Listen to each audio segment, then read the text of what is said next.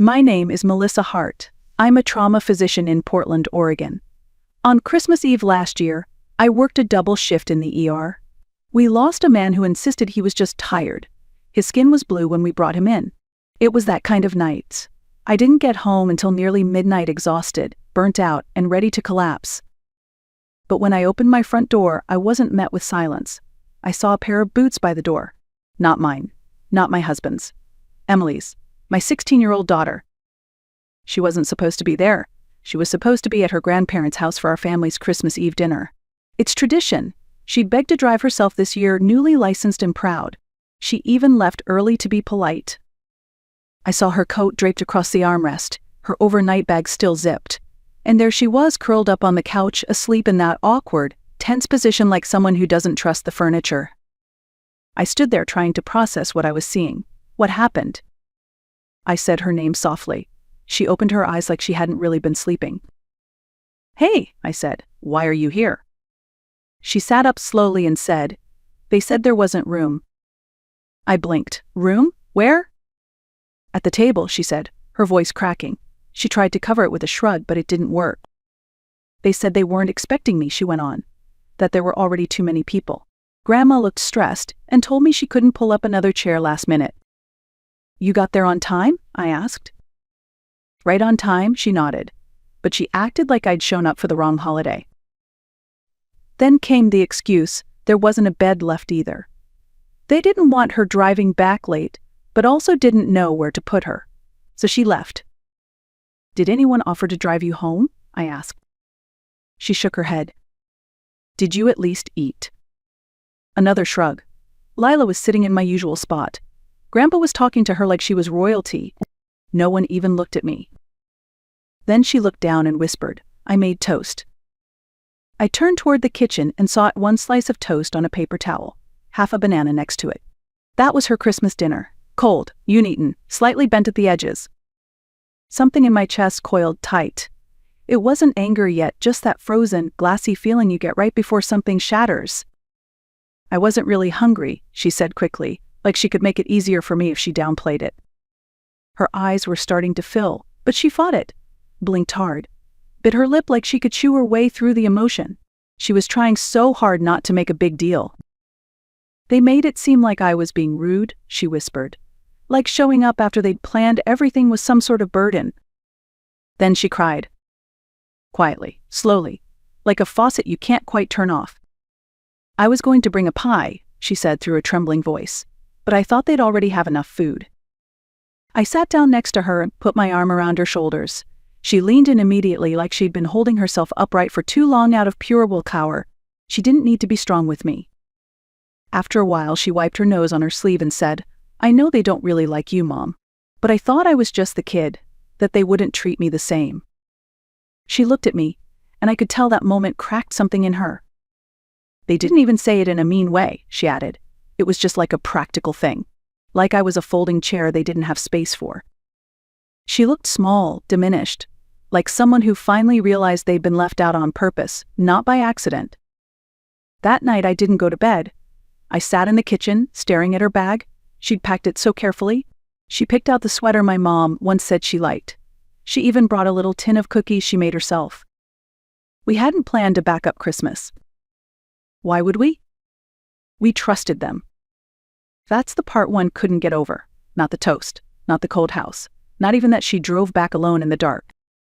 It was that they looked Emily in the eyes, this sweet, awkward, kind-hearted girl who showed up with a smile and homemade cookies, and they told her, "There's no room for you." And they didn't mean space. They meant not you. Wah. The next morning, my husband got home from his shift. Emily was still asleep. I told him what happened. He stood there for a long moment before asking, "So what do we do now?" I didn't answer right away, but I already knew. Because this wasn't just a bad holiday. This wasn't new. So this was the pattern. I've always been the weird one in my family, probably before I even understood the word. When I was 6, I found a dead bird outside and asked if I could dissect it, not out of cruelty, but because I wanted to understand how it worked. My mom slapped the kitchen counter and shouted, "Jesus, Melissa, what's wrong with you?" My sister Rachel screamed and told everyone I was trying to build a zombie. I got grounded for scaring her. That set the tone. I loved anatomy books, asked for a microscope for Christmas, talked about blood flow at dinner, raised my hand too much at school. In my family, being curious meant you were showing off. No one else went to college. Most didn't finish high school on the first try. When I was 12, my dad started joking that I wasn't really his. Too smart to be mine, he'd say, then laugh like it was just harmless. I once overheard him asking my mom if she'd ever cheated on him because I didn't look like anyone else in the family. I never slept well after that, still haven't asked about it. By high school, Rachel had settled into her role as the golden child. She wasn't great at school, but she was funny, loud, and good at spinning her scoops into lovable stories. Everyone adored her. She knew how to cry on cue and made sure everyone knew she looked out for me, the poor, awkward sister who couldn't take a joke. She used to call me Dr. Freak in front of her friends. When I actually became a doctor, she upgraded it to Dr. Moneybags. Progress, I guess. When I got a full scholarship for medical school, there was no celebration, no hug. My mom just asked who I thought would marry me because men don't like women who act smarter than them. I told her maybe I'd marry myself. She didn't laugh. They never gave me a cent. I waited tables through school, took every overnight shift I could get, came home with sore feet and burnout in my bones. Meanwhile, they told people I was living the dream. They never visited, not once. Years later, after my second residency, I finally landed a steady job that paid enough to breathe. I met my husband during a long overnight shift, romantic in a sleep-deprived kind of way. Eventually, we moved into a small home where we could afford more than instant noodles and secondhand furniture. That's when the calls started. Can you help with the electric bill? Can you co-sign this lease? Can you ask a doctor friend about Uncle Dale's back pain? I did what I could, most of it without hesitation. When my parents approached retirement with zero savings, bad credit, and a history of rental evictions, I stepped in. I bought a modest 2-bedroom house and handed them the keys. I told them it was a gift. I'd cover the mortgage, taxes, and maintenance. The house was legally mine, but they could live there like it was theirs. They never paid a cent. I handled the utilities, prescription refills, insurance. Every call, every emergency, I said yes. Until I didn't. A few months before that awful Christmas, Rachel called. Her daughter Lila, the niece who could do no wrong, had been accepted into a prestigious STEM summer camp. "She's got your brain," Rachel said, as if it were a compliment. "This could change her life." "How much is it?" I asked. $1,200, she said quickly. "But it's totally worth it. And you, of all people." That's where I stopped listening. Emily never went to any expensive summer camps. Not because she couldn't eat, she just never asked. She's practical, thoughtful. She wouldn't dream of demanding money like that. I told Rachel no, politely but firmly. I reminded her that I was already covering our parents' house, their medical needs, their day-to-day expenses. "Maybe look into financial aid or a payment plan," I suggested. Her tone flipped like a switch. "Must be nice," she snapped, "to have everything and still be so stingy. She's your niece. You're just jealous because Lila's actually going places." That line stuck with me. Not because it hurt, but because it didn't surprise me at all. 3 weeks later, it was Christmas Eve. Emily was excited. She said she felt grown up being trusted to drive there herself. She packed an overnight bag, wrapped small gifts for the younger cousins, picked out a cardigan Grandma once said she liked. She even made cookies. I reminded her to text me when she got there. She did. Everything seemed fine. Until I walked through the front door late that night and found her curled up on the couch, holding herself like she didn't belong anywhere. She gave me a wobbly smile and said in the smallest voice, "Grandma said there wasn't space. Not at the table, not for a bed, so I came back." She'd counted 28 people there, even a neighbor, but not her. I didn't sleep that night. I sat in the kitchen staring at her overnight bag, still zipped, untouched. And I thought about every mortgage payment, every medical bill, every just this once request that became permanent, every holiday where I made myself small for the sake of peace. They hadn't run out of chairs, they had run out of decency. And they used my daughter to deliver the message. The next morning, my husband and I got into the car. We didn't speak much on the drive over. His hand rested on my knee, not comforting, not pushing. Just grounding, just present, that was enough. The morning after Christmas always feels heavy, like the world is hung over on sugar and wrapping paper. I was hoping the house would be empty. It wasn't. Rachel's SUV was parked outside, along with another car I didn't recognize. Maybe a cousin staying for leftovers. I rang the doorbell. No one answered. I rang again, knocked, still nothing. "Let's just leave it," my husband said gently. I stood still for a second longer, then nodded. I tucked the envelope under the doorframe tightly enough that it wouldn't blow away. I was unlocking the car door when I heard it. The creak of the screen. A slippered footstep. I turned. My mother stepped out, wrapped in that fuzzy robe she always wore on the holidays, the one she bragged about getting for 90% off. She bent down, picked up the envelope, opened it, and began to read. Her face went from blank to pale. Then she screamed. "Frank, get out here. She's throwing us out." My dad appeared in the doorway wearing yesterday's clothes, confused and squinting in the morning light. "What the hell?" he grumbled. Rachel stumbled out behind him, still in her Christmas pajamas, holding a mug like this was all just a cozy misunderstanding. "What's going on?" she asked, her voice groggy with sleep. My mom pointed down the driveway like I was some stray animal that had wandered too close to the porch. "You ungrateful little." We didn't stay to hear the rest. My husband and I got in the car and pulled away. It didn't matter what came next. I already knew the greatest hits by heart. By the time we got home, my phone was buzzing. I ignored the first call, then the second, the third, sixth time I picked up. "How dare you?" my mother shrieked. "No greeting, no pause, not even a fake show of concern for Emily. You've lost your damn mind." I held the phone away from my ear. I could still hear my dad yelling in the background. "If you do this, you're no daughter of ours." Not one of them asked why. Not one of them asked what had happened.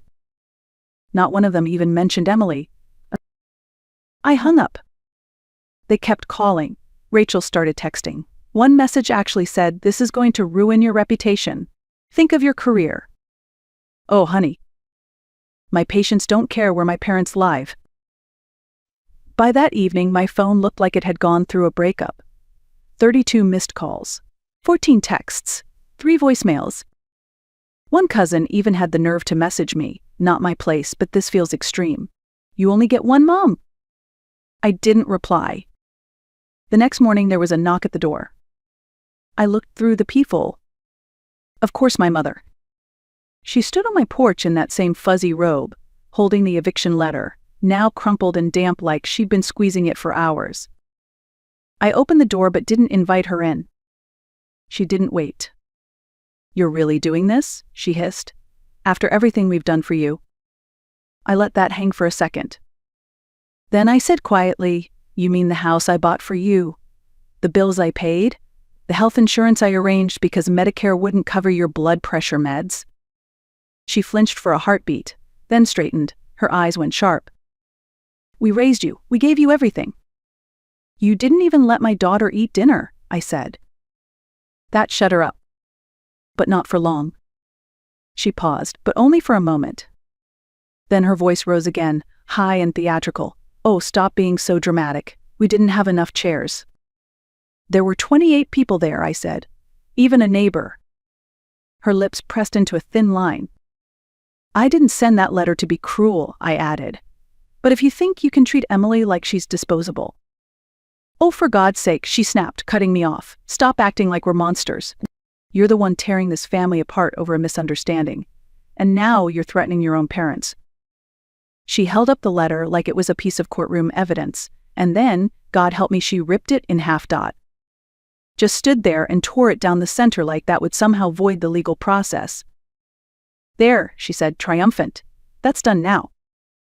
And then she looked me straight in the eye and said, "If you want us to forgive you, you'll pay for Lila's science camp and drop this ridiculous tantrum." She smiled like she'd just solved everything, like the solution had been obvious all along. I didn't say a word. Because in that moment, something clicked into place. They had never taken me seriously. Not when I was a kid dissecting frogs in the backyard. Not when I graduated from med school. Not even now, with a title in front of my name and a house in my name. To them, I was still the awkward girl with too many questions. The outsider. The backup plan. They thought I wouldn't follow through. They thought this was just another one of my episodes. They were wrong. So I let her walk off the porch, muttering like the tragic heroine in a drama no one else was watching. And I closed the door quietly, calmly. But in my head, I was already making the next move. 2 mornings later, I met with a lawyer. I laid everything out, every detail. The house deed in my name, the mortgage I'd been paying for 7 years, the utilities, the insurance, the quiet sacrifices no one acknowledged. He didn't flinch. "I assume you want a formal eviction?" he asked, like it was just another Tuesday. I nodded. The notice went out that same week, 60 days, paper stamped, certified mail, signature required. And this time, they couldn't rip it in half and pretend it didn't exist. I kept paying the mortgage, wasn't about to let my credit tank out of spite, but everything else stopped. Cold. No more power, no more cable, no more co-pays or refill requests. They got a crash course in what no support really looks like. 2 weeks later, someone knocked on my door. It was my Aunt Diane, the good aunt, or so I thought. She brought a tin of cookies and a rehearsed expression of concern. "Melissa," she said gently, "I just want to talk." I let her in. We sat in the kitchen. I poured tea. Neither of us touched it. "It just doesn't sound like you," she said after a long pause. "Throwing out your parents over a misunderstanding?" I laughed once, not kindly. Then I told her everything. About the house, the bills, the betrayal on Christmas Eve. How they made room for 28 people, including a neighbor and 2 cousins I hadn't spoken to in a decade, but not their own granddaughter. She paled. "I didn't know," she whispered. "They didn't tell you," I corrected. She left with a quiet nod, like someone who had just heard something she couldn't unhear. 3 days later, I got a text from one of my cousins. I didn't understand before, but I do now. 1 week before the eviction deadline, my lawyer called. "They haven't moved," he said. "At all." "Then we proceed," I replied. I listed the house that same day, set a fair price. I wasn't trying to profit, I just wanted closure. A buyer made an offer within days. Families loved that neighborhood. All they wanted was a clean handover and vacant possession. My real estate agent asked if I wanted to be there the day the house was cleared. I said no. The new owners handled everything through proper channels. I heard it wasn't pretty. What came next wasn't much better for them. Rachel took them in. Of course she did. My sister always loved to cosplay the better daughter. She gave interviews to cousins like it was a press tour. She abandoned them, she said, all because of one holiday mix-up. 3 weeks later, she showed up on my doorstep. Eyes bloodshot, hair in a frizzy bun. "I can't do it," she said, without a hello. "They're fighting constantly. Mom says the living room's too small. Dad says my kids are loud. They won't share a bathroom. I'm going insane." I leaned against the doorframe, arms crossed. "They need a rental," she said. "You could at least help, just a deposit." "No." She blinked, stunned. "Melissa, you watched my daughter get turned away on Christmas Eve and said nothing. That was your choice. This is mine." Rachel said nothing. She turned and walked back to her car. A week later, she kicked them out too. They ended up in a rental no one brags about. 2 small rooms, 1 faulty heater, a front step that tilted like a shrug. Their combined pension barely covered rent and groceries. Gone were the cruises they'd been planning. Gone were the dinner parties, the holidays filled with judgment dressed as tradition. They tried to call in sympathy from the extended family, claimed I had cut them off without warning, said I was unstable, said I'd always been cold. But by then, I had already quietly sent copies of every bill I'd paid, the mortgage statements, the certified eviction notice, time-stamped and legal. One cousin replied with a single word, "Wow." Another sent a thumbs-up emoji. No one rushed to rescue them. And neither did I. 2 months later, Emily and I sat on the porch, sipping iced tea, no plans, no performance, just peace. She looked over and said, "I don't miss them, you know." "I don't either," I replied. My phone buzzed. Unknown number. I opened the message, Hope you're proud of what you've done." I deleted it without reading the rest. "They'll probably text again," Emily said. "They always do," I said, "but they're not our problem anymore." And they weren't. They said there was no room for my daughter at the table. Now there's no room left in our lives for cruelty, for control, or for emotional games dressed up as family values. If you've ever had to choose peace over people who made you feel small, this story is for you. Sometimes the most powerful thing you can do is simply walk away and not look back. Let me know in the comments, did she go too far or just far enough? And if this story moved you, don't forget to like, share, and subscribe. We tell stories here, stories that honor the quiet strength it takes to protect your peace. You're not alone, and you never were.